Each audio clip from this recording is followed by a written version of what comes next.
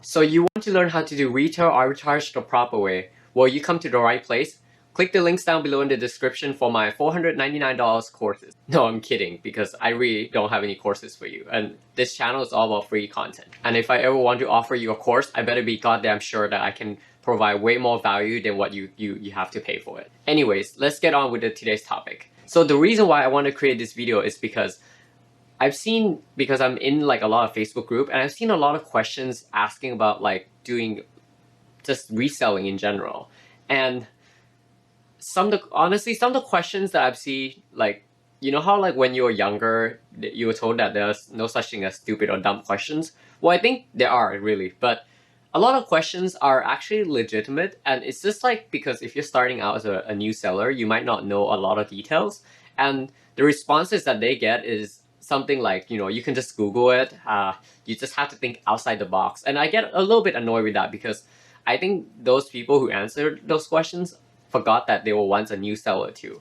And so I want to elaborate on those, and through this video of providing you like the actual method of doing RA. And you know, there are no such thing as a correct method, but these are the method that I, over months of selling on Amazon, like just through my experience, that I've learned that seems to really work well for me, and I want to share it with you guys about it.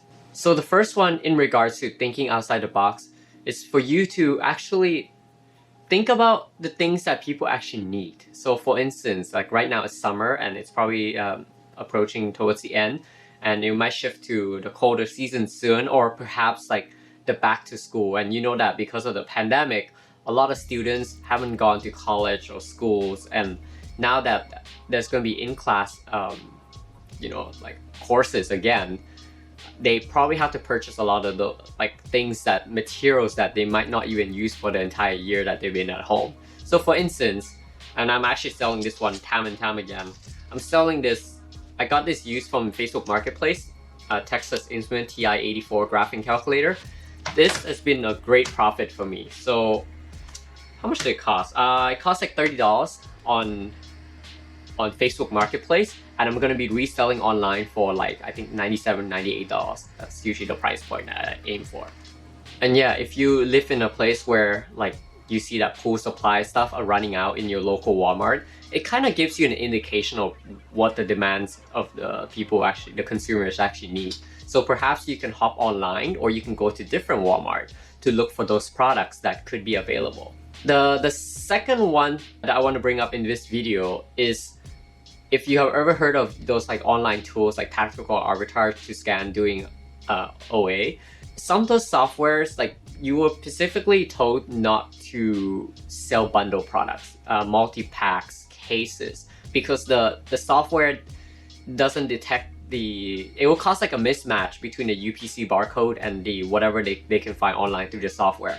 So that can come into a huge advantage for you. And I know a lot of people who are doing RA are gonna hate for me to even say these stuff, because what you can do instead is, if you're going to local stores, is to pull out your phone and use it to scan the product with your camera, like the Amazon Seller camera app, as opposed to scanning the barcode. Because there's a lot of new rules with selling on Amazon, and Amazon has becoming more and more strict and complex with their algorithms, and now they are able to detect if the pricing is not competitive compared to other markets. So you get something called like a suppressive buy box, which isn't good. Like it will sell out eventually, but it will take a lot longer than if you were to have the buy box. And doing this method, you can find bundles, you can find multi-pack deals that are more profitable to sell, because obviously Amazon takes a lot of like upfront cost in terms of minimum fee.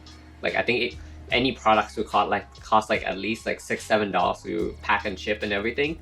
So selling bundles can actually earn you more profit. It will take a little bit more time consuming than just searching for the barcode, but it's well worth it, I guarantee you that. The third thing I want to mention, and some of these products I've been saying are actually within the gated category, so I'm mainly specialized in selling like tropical, beauty, and grocery products. And I do have a free ungating guide, free of charge, on my YouTube channel as well, and I'll put a link somewhere in the description. So the third thing I want to mention is trying to sell replenishable products. So if you think about things that you actually need, so for instance, in my case, I might need a new dishwashing liquids. I might need a new bar soap, or like those things are actually something that people would buy over and over again. Those are the things that are well worth it, because sometimes it's hard to find certain brands in certain places. So that might come into advantage for you to do RA for. And this ties closely to my last point, is to find unique products.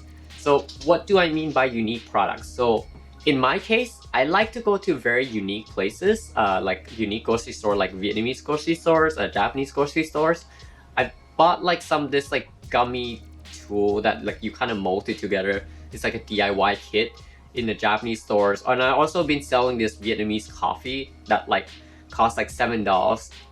Like they usually have like weekly special once in a while, and I stock them up. I sell them for $20, and it's well worth it because people keep buying over and over again. And these are the things that like are a lot harder to find if depending on where you live. And I think, you know, considering like depending on how you want to, what you want to sell. So I like to go to grocery stores, so that's kind of like something that I like just memorize the price in general. And I know like these are all within the categories, but if you're like still gated, I know a lot of people sell clothing as well, selling different products, and you can still make great money doing RA that way as well.